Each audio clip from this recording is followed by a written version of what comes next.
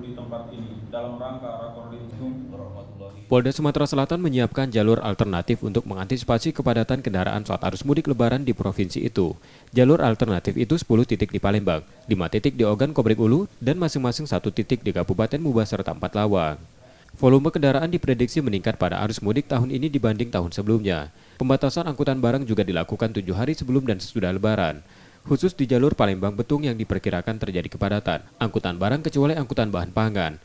87 pos pengamanan dan layanan terpadu juga akan disiapkan dengan mengerahkan 5.085 personil gabungan di Sumsel. Pertama di Polrestabes Palembang, itu ada 11 jalur alternatif. Yang pertama, jalur Jalan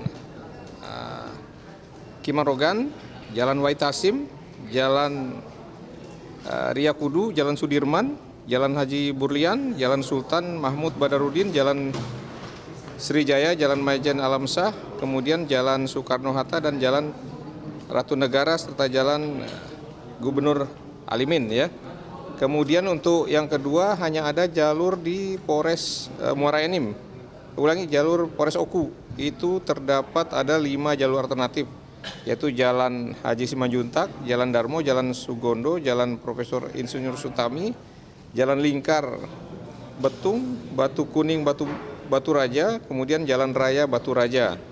Kemudian di Polres 4 Lawang itu ada 1 jalur, yaitu jalur Lingkar Tengah Kecamatan Tebang Tinggi, Kecamatan 4 Lawang. Kemudian di Polres Muba itu 1 Jalan Keluang Sekayu. Peningkatan keamanan lalu lintas akan dilakukan di jalan tol, menyusul beberapa titik jalan tol Kayu Agung masih bergelombang. Reski Oktora, Muklas Diferensial, Kompas TV, Palembang, Sumatera Selatan.